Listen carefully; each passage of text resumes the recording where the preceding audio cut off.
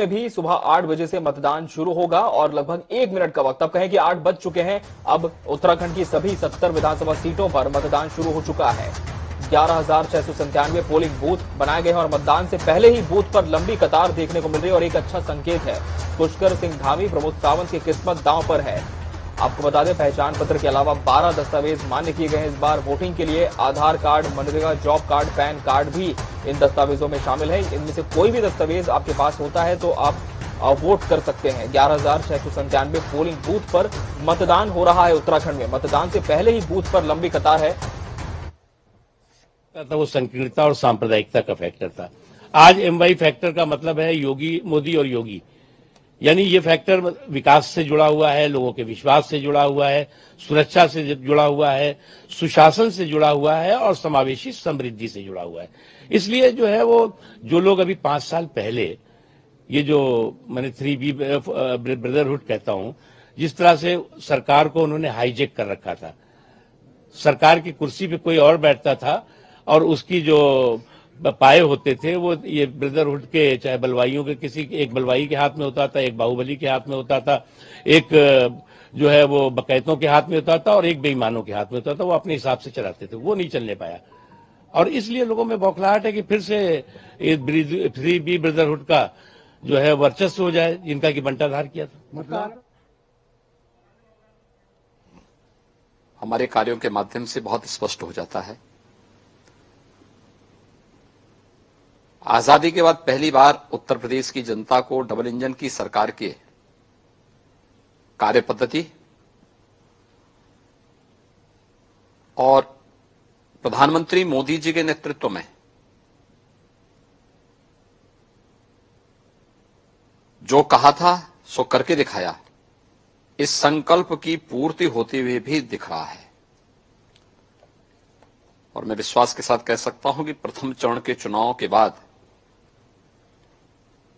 Scenario बहुत स्पष्ट होती जा रही है कि भारतीय जनता पार्टी उत्तर प्रदेश में प्रचंड बहुमत की सरकार बनाएगी। अब कोई संदेह इसमें नहीं होना चाहिए। अखिलेश जी कह रहे हैं कि आप लोग ठंडे पड़ गए हैं इस फेज के बाद। जनता ने पहले चरण में उन्हीं लोगों को ठंडा कर दिया है। हम लोग तो जो पहले थे वही आज भी हैं। जनता के बीच में जा रहे हैं अपने मुद्दों को लेकर के। अपनी बात को, जब काम और सोच ईमानदार है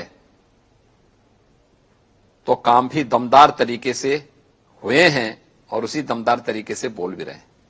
तो विपक्ष कहता है कि आपके पास मुद्दे नहीं है, रोजगार पे आप बात नहीं करते, डेवलपमेंट पे आप बात नहीं करते। देखिए, भारतीय जनता पार्टी ने चुनाव के लिए अपना लोक कल्याण संकल्प पत्र जारी कर दिया है। लोक कल्याण संकल्प पत्र राष्ट्रवाद को लेकर, प्रदेश के समग्र विकास को लेकर, गरीब कल्याण को लेकर के पूरी ईमानदारी के साथ लागू हुआ है, लागू होगा। प्रधानमंत्री मोदी जी ने देश के अंदर भारत की राजनीति के एजेंडे को बदला है। पहले जाति, मत, मजहब, परिवार के इर्द गिर्द बनी भारत की राजनीतिक व्यवस्था आज विकास पर, सुशासन पर, गांवों के लिए, गरीब के लिए, किसान के लिए, नौजवान के लिए, महिलाओं के लिए, इन सभी मुद्दों पर चर्चा का विषय बना हुआ है। और प्रधानमंत्री मोदी जी के जी विजन के अनुरूप उत्तर प्रदेश में कार्य भी हुआ है। और अगले टेन्योर के लिए जो संकल्प पत्र हमने जारी किया है, संकल्प का विकल्प नहीं होता। ये भारतीय जनता पार्टी की जनता के प्रति प्रतिबद्धता को दर्शाता है और भारतीय जनता पार्टी ने अपने संकल्प पत्र को विकास से जुड़ा हुआ, आस्था के सम्मान से जुड़ा हुआ, गरीब कल्याण से जोड़ करके वह भी जारी किया है। हमने किया है और हम कर रहे हैं। सर, तो फिर ये मुद्दे कहां से आते हैं कि अली के साथ हैं, बजरंग बली के साथ हैं, 80 के वर्सेस 20? क्रिया की प्रतिक्रिया है। अगर कोई व्यक्ति, भाई मैंने तो 80-20 की बात की थी, मैंने कहा 80% बीजेपी के साथ होगा, 20% हमेशा विरोध करता है, विरोध करेगा। हमने जाति मत मजहब की बात नहीं की थी, हमने तो 80 बनाम 20 की बात की थी। 80 वे लोग जो सरकार के सुरक्षा के एजेंडे से खुश हैं, 80 वे लोग जो सरकार के लोक कल्याणकारी और गरीब कल्याणकारी कार्यों से खुश हैं, जिन्हें विकास पसंद है, जिन्हें राज्य सरकार के द्वारा पारदर्शी तरीके से ईमानदार भर्ती की प्रक्रिया के माध्यम से अपने कार्यक्रमों को आगे बढ़ाने का अवसर प्राप्त हुआ है। उन लोगों को, जिन लोगों के जीवन में व्यापक परिवर्तन लाने का काम हुआ है और जो लोग प्रदेश सरकार के हर अच्छे कार्य को हमेशा समर्थन करते हैं, 80% वे लोग होंगे। 20% वे लोग जिनको हमेशा विरोध करना है, वे पहले भी विरोध करते थे, आज भी विरोध करेंगे, नकारात्मक सोच है, वे पेशेवर माफिया और अपराधियों के समर्थक हैं, वही रहेंगे। तो चुनाव तो 80 बनाम 20 का है, लेकिन मैं कह सकता हूं कि पहले चरण के मतदान के बाद स्पष्ट हो चुका है कि वास्तव में चुनाव 80 बनाम 20 का ही है। 80% से अधिक समर्थन भारतीय जनता पार्टी को प्राप्त हुआ है और 20% जिसको विरोध करना था, जो वैक्सीन का विरोध करता है, अपराधियों के खिलाफ कार्रवाई का विरोध करता है, महिला सुरक्षा का विरोध करता है, गरीबों को दी जाने वाली अन्य योजना का विरोध करता है, हर एक जनपद एक उत्पाद की योजना का विरोध करता है, एक जनपद एक मेडिकल कॉलेज का विरोध करता है, एक्सप्रेस हाईवेज का विरोध करता है, वे हमेशा विरोध करते थे, विरोध करेंगे।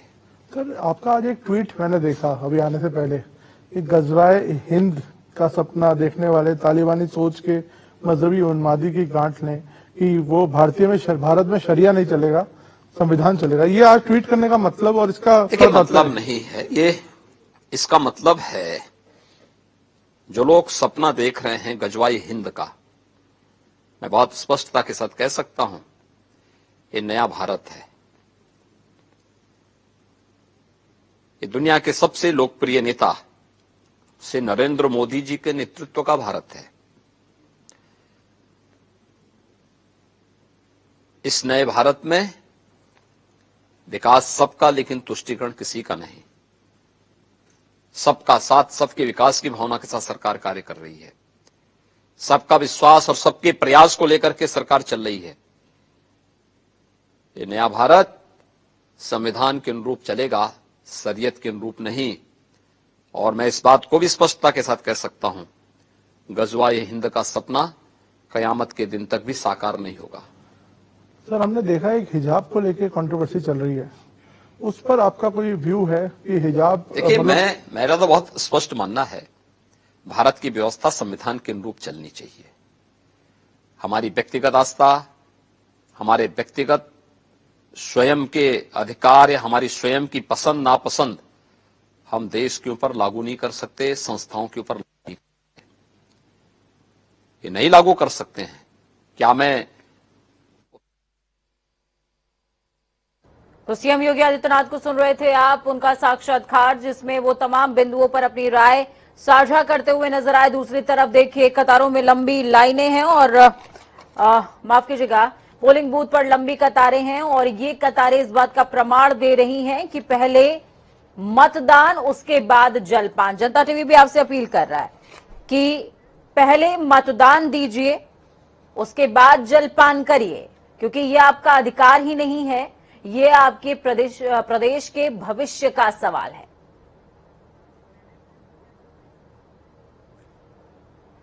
चलिए, हमारे साथ ग्राउंड जीरो से रुक करते हैं। ग्राउंड जीरो से हमारे साथ में तौकीर किदवई बरेली से जुड़े हुए हैं संवाददाता। हालांकि आप इनको राजधानी लखनऊ से देखते होंगे, लेकिन ये फिलहाल के लिए बरेली डिप्लॉय किए गए।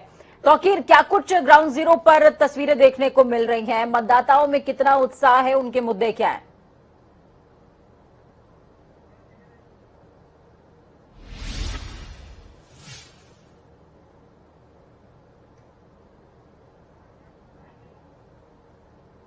जो सदर तहसील यहाँ पर जो एक पोलिंग कैंप बनाया गया है, और यहाँ की हम तस्वीरें आपको जरूर दिखाएंगे, क्योंकि यहाँ पर कुछ थोड़ा सा अलग जरूर है आम मतदान केंद्रों से।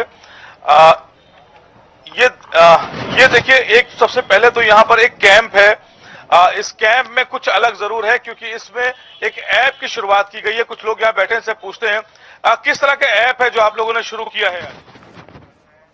ये चुनाव आयोग की तरफ से ये ऐप जो है, देखिए, वोटर हेल्पलाइन और गरुड़ ऐप, ठीक है। गरुड़ ऐप से हम अपने केवल जो पार्ट नंबर है उसके जो वोटर्स हैं उसकी जानकारी मतलब बता पाते हैं और ढूंढ पाते हैं। लेकिन वोटर हेल्पलाइन ये जो ऐप है, इसमें हम ऑल ओवर इंडिया कहीं पर भी अगर किसी का वोट बना हुआ है तो इसमें सर्च हो जाता है। तो अगर कोई पर्ची नहीं है या किसी के पास वोटर कार्ड नहीं है, उसको भी वोट करने का फिर अधिकार मिलता है? ये है ना, देखिए आप इसमें अगर वो अपना इसमें सर्च बाय इपिक नंबर, अगर उसका वोटर आई कार्ड है तो उससे सर्च करते हैं, और अगर वो अपनी डिटेल्स इसमें भरता है तो सर्च कर लेता है। अगर उसका वोट बना हुआ आता है तो उसकी डिटेल आ जाती है सारी। तो ये आपने सुना, ये एक ये तस्वीर है। इसके अलावा इसी केंद्र को आप देखेंगे जब गौर से, तो यहाँ पर आपको बलून्स लगे नजर आ रहे हैं, सिक्योरिटी टाइट है, और इसके अलावा इसको मॉडल के रूप में बनाया गया है ताकि लोग इससे जुड़ते हैं, लोग मतदान की ओर बढ़ते हैं, मतदान करना चाहते हैं। और बरेली के इस मतदान केंद्र पर सुबह 7:30 बजे से ही हमें काफी भीड़ मिल रही है, लोगों का रुझान दिख रहा है, बुजुर्ग, युवा काफी तादाद में सुबह से ही नजर आ रहे हैं। बिल्कुल तौकीर, तमाम लोग सुबह से ही नजर आ रहे हैं, और जनता टीवी भी बार बार ये अपील कर रहा है कि पहले मतदान, उसके बाद जलपान, क्योंकि मतदान अधिकार भी है और प्रदेश का भविष्य भी है। ग्राउंड जीरो से ज्यादा जानकारी के लिए हमारे साथ बदायूं से अवधेश भी जुड़े हुए हैं, साथ में देहरादून से हमारे साथ में अजीत काम्बोज जुड़े हैं, उनका भी रुख करेंगे, उनसे भी जानेंगे कि ग्राउंड जीरो पर क्या हलचल वो महसूस कर पा रहे हैं, मतदाताओं में कितना उत्साह है। तौकीर ने जिस पोलिंग बूथ का नजारा हमें दिखाया वो बेहद खास था, क्योंकि देखिए बलून से सजा रखा है और आप ही के लिए सजाया गया है पोलिंग बूथ को, ताकि आप जाएं मतदान करें। आकर्षण का केंद्र बनाया गया है पोलिंग बूथ को, क्योंकि सवाल सूबे के भविष्य का है। बदायूं का रुख करते हैं, हमारे साथ में अवधेश जुड़े हुए हैं। अवधेश, ग्राउंड जीरो पर कैसी तस्वीर, मतदाताओं में कितना उत्साह? बिल्कुल, मैं पूजा आपको बता दूं कि बदायूं के मैं इस्लामिया इंटर कॉलेज में हूं, जहां पे मतदाताओं में काफी उत्साह देखने को मिल रहा है, और मतदाता जो है अपना वोट करने के लिए लगातार लाइनों में लगा हुआ है और वो वोट कर रहा है। तो बदायूं में कहीं ना कहीं जो है मतदाता में काफी उत्साह देखने को मिल रहा है, और लंबी लंबी कतारें लगी हुई हैं और अपने वो मत का प्रयोग कर रहे हैं। जी पूजा, बिल्कुल, लोगों में उत्साह देखने को मिल रहा है, लोग मतदान करने के लिए पहुंच भी रहे हैं। अजीत काम्बोज हमारे साथ देहरादून से बने हुए हैं। अजीत, आप किस पोलिंग बूथ पर हैं, कौन सा ये क्षेत्र है, साथ में मतदाताओं का रुझान क्या कह रहा है? बिल्कुल पूजा, अगर उत्तराखंड की बात की जाए तो अब से ठीक कुछ ही समय पहले 8 बजे से यहाँ पर वोटिंग प्रक्रिया शुरू हुई है, और हम इस वक्त राजधानी देहरादून की मसूरी विधानसभा क्षेत्र में है, जहाँ पर आप देख सकते हैं कि भारी संख्या में यहाँ पर मतदाता अपने मताधिकार का प्रयोग करने के लिए पहुंचे हैं। और 7:30 बजे से पहले ही यहाँ पर जो मतदाता थे वो पहुंचने लगे थे, अपनी बारी का इंतजार करने लगे थे। समय 8 बजे का था, जिसके चलते यहाँ पर थोड़ा इंतजार मतदाताओं को करना पड़ा, लेकिन 7:30 बजे से पहले ही यहाँ पर लोग अपने मताधिकार का प्रयोग करने के लिए पहुंच चुके। काफी उत्साह है लोगों में वोटिंग राइट को लेकर, और जिस तरह से साफ तौर पर निर्वाचन आयोग ने तमाम तरह की प्रक्रिया यहाँ पर शुरू की थी और लोगों को जागरूक करने का काम किया था कि लोग अपना वोट डाले, वोट प्रक्रिया यहाँ पर संपन्न कराए। और एक लेडी भी आई है हमारे पास जो वोट डाले। आंटी, आपने वोट डाला है, थोड़ा सा किस तरह से आप सुबह ही पहुंचे, सबसे पहले आपने वोटिंग किया, क्या कुछ कहेंगे वोटिंग को लेकर? बस इतना क्रेज था वोट डालना आ गए। जी, क्या कुछ लगता है आप मताधिकार करने पहुंचे, क्या कुछ मुद्दे ऐसे हैं जिनको लेकर आप आए हैं वोटिंग करने, सुबह ही आप पहुंचे हैं? बस यही है कि मानव अधिकारों की रक्षा हो, उनके लिए काम किया जाए, और मतलब हर इंसान यही चाहता है कि मतलब सरकार जो भी आए वो अपना काम ईमानदारी से करे और सच्चाई से करे। तो पूजा सुबह ही लोग पहुंचने लगे हैं, चाहे फिर वो युवाओं की बात हो या फिर बुजुर्गों की बात हो। 8 बजे से जिस तरह से वोटिंग यहाँ पर शुरू हुई है और लाइनों की अगर आप बात करें तो आप देख सकते हैं काफी भीड़ यहाँ पर मौजूद है। ठंड जरूर है लेकिन ठंड के बावजूद भी लोग यहाँ पर पहुंचे हैं और वोटिंग प्रक्रिया में यहाँ पर शामिल हो रहे हैं। साफ है कि जो एक उत्साह है वो सुबह से ही यहाँ पर नजर आने लगा है। बिल्कुल, चलिए मैं समीकरण की बात करूंगी, मसूरी से क्या कुछ चल रहे हैं। अजीत, वापस मैं आपका रुख करूंगी, लेकिन इस बीच बरेली से बड़ी खबर सामने आ रही है।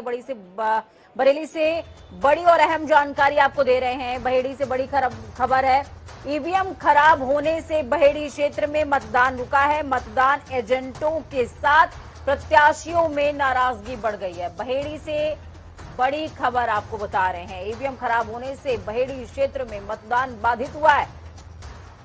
तो बड़ी खबर, अहम जानकारी इस वक्त की। मतदान एजेंटों के साथ में मतदाता जो हैं वो भी खासे नाराज नजर आ रहे हैं। उनका भी साफ तौर पर कहना कि साहब पोलिंग बूथ पर तो पहुंच गए लेकिन मतदान दे कहां, ईवीएम तो खराब पड़ी हुई है। तो ऐसे में अगर निर्वाचन आयोग के तमाम अधिकारी हमें देख पा रहे हैं, सुन पा रहे हैं, तो ईवीएम की खराबी की जो खबरें आ रही हैं उस पर कृपया नजर बना करके रखें। और कुछ खास तस्वीरें आपको दिखा रहे हैं। देखिए किस तरीके से दिव्यांग हैं वो भी जो है पोलिंग बूथ पर पहुंच रहे हैं और मतदान कर रहे हैं, अपने मताधिकार का प्रयोग कर रहे हैं। ऐसे में आपसे जनता टीवी की अपील है कि आप भी ग्राउंड जीरो का रुख करिए और ये मुद्दे होने नहीं, जरूरत नहीं होनी चाहिए, सब एक है। तो इसके लिए अलग अलग से क्यों होना चाहिए?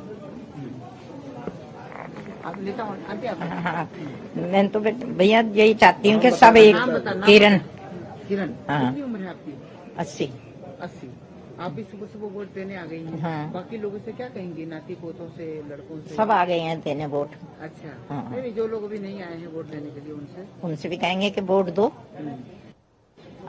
और सुधार करो। तो दोनों ही जगहों पर मतदान शुरू हो चुका है।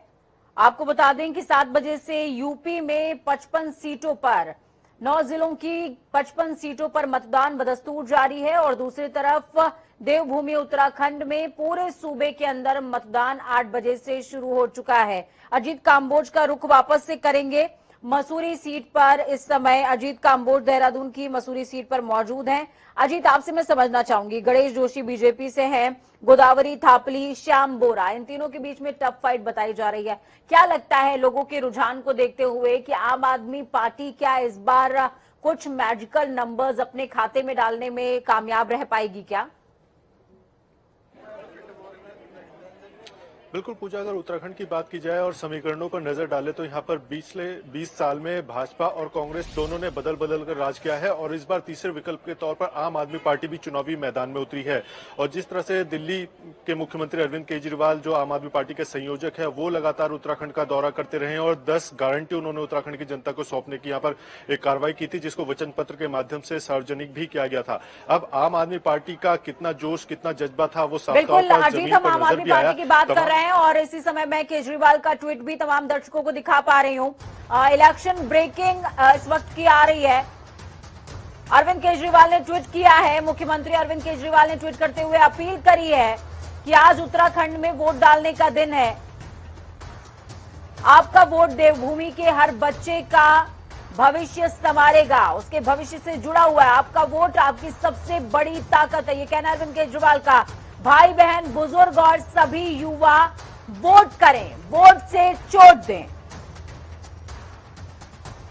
अजीत हमारे साथ लगातार जुड़े हुए हैं। देखिए अजीत, आप आम आदमी पार्टी की बात कर रहे थे कि थर्ड फ्रंट के तौर पर किस तरीके से आम आदमी पार्टी अपनी मौजूदगी दर्ज कराएगी। दूसरी तरफ अरविंद केजरीवाल की अपील तमाम जो वोटर्स हैं उनसे सामने आ चुकी है।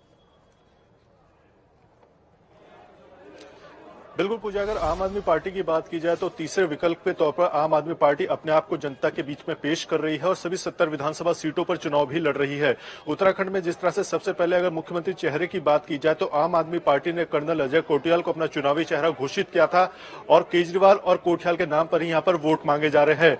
पहाड़ के तमाम इलाकों में खुद कर्नल अजय कोटियाल ने अपनी जनसभाएं की है, यात्राएं निकाली हैं और उसके माध्यम से जन जन के बीच जाकर उन्होंने अपने आप को पेश किया है कि कैसे अगर आम आदमी पार्टी की सरकार आती है तो वो उत्तराखंड में जनता का विकास कर सकती है। और पिछले 20 सालों में भाजपा और कांग्रेस ने जिस तरह से विकास कार्यों को यहाँ पर रोकने का काम किया है, तो उसको अगर गति मिल सकती है तो आम आदमी पार्टी की सरकार की बदौलत ही मिल सकती है। इन तमाम विषयों को लेकर आप जनता के बीच में पहुंची है, तो वहीं भाजपा और कांग्रेस जो पुनावी राजनीतिक दल हैं उत्तराखंड में सत्ता संभाल चुके हैं, वो लगातार जनता के बीच अपने विकास कार्यों को लेकर जा रहे हैं। साफ तौर पर भाजपा से पिछला दल रहा है जिसने सत्ता संभाली है, तो उनकी कोशिश यही होगी कि अपने पिछले 5 साल के कार्यकाल को लेकर वो आम जनता के बीच जाएं। और कांग्रेस साफ तौर पर पुरानी पार्टी है, तमाम तरह के उनको वादे हैं, तमाम तरह की उनकी नीतियां हैं जो जनता के बीच पेश कर रहे हैं। और साफ तौर पर अब जब जनता मतदान करने पहुंच चुकी है मतदान केंद्रों पर, तो क्या उनके मन में चल रहा है, कौन से पार्टी ने उनको संतुष्ट किया है, किसके जो प्रत्याशी हैं वो उनको अपने तरफ करने में पूरी तरह से तैयार रहे हैं, तो तमाम ऐसे विषय हैं जिनको लेकर जनता मतदान केंद्रों की ओर रुख कर रही है। और जिस तरह से सुबह से ही यहाँ पर भीड़भाड़ नजर आ रही है मतदान केंद्रों पर, तो साफ है कि जो जनता घर में बैठी थी वो इस दिन का इंतजार कर रही थी कि मतदान प्रक्रिया में वो शामिल होगी। और सुबह 8 बजे से जब वोटिंग यहाँ पर शुरू हुई है तो उसके बाद काफी भीड़भाड़ भी यहाँ पर नजर आ रही है। साफ तौर पर जो देखने को जो चीजें हैं वो तस्वीरें साफ तौर पर बयां कर रही हैं कि पोलिंग सेंटर्स पर भीड़ यहाँ पर काफी ज्यादा है। सुबह से ही यहाँ पर 7:30 बजे के आसपास से ही यहाँ पर भीड़ नजर आने लगी थी और जो भीड़ है वो लगातार बढ़ रही है। और जिस तरह से आयोग ने यहाँ पर एक बात कही थी कि पहले मतदान उसके बाद जलपान, तो वो कहीं ना कहीं ठीक है। अजीत, आपके पास में वापस पहुंचूंगी, लेकिन हल्द्वानी से हमारे साथ में योगेश शर्मा जुड़े हुए हैं लगातार। योगेश, ग्राउंड जीरो पर कैसी हलचल आप देख पा रहे हैं? आपके पीछे जो मैं पोलिंग बूथ इस समय तमाम दर्शक और मैं भी देख पा रही हूँ, सजा हुआ पोलिंग बूथ है, लोगों को आकर्षित करने के मकसद से सजाया गया है। और जनता टीवी भी अपील कर रहा है तमाम दर्शकों से कि अपना वोट कास्ट कीजिए, घरों से निकलिए, बाद में जलपान कीजिए, पहले मतदान कीजिए। योगेश, देखिए कैसे एक आदर्श मतदान केंद्र इसे बनाया गया है, क्योंकि आज लोकतंत्र का पर्व है। मतदाताओं में भी खासा उत्साह यहाँ पर देखा जा रहा है। सुबह से ही 8 बजे से मतदान यहाँ पे शुरू हुआ है। मतदाताओं की लंबी लंबी कतारें यहाँ पे लग गई हैं। महिलाएं हो, पुरुष हो, युवा हो, सभी अपने प्रत्याशी को चुनने के लिए, अपनी अच्छी सरकार को चुनने के लिए लंबी लंबी कतारों में यहाँ खड़े हैं, क्योंकि 5 साल से सभी को इस दिन का इंतजार रहता है। आपको मैं दिखाऊंगा किस तरह से यहाँ भीड़ लगी है, किस तरह की सरकार, कैसा प्रत्याशी चुनने आए हैं।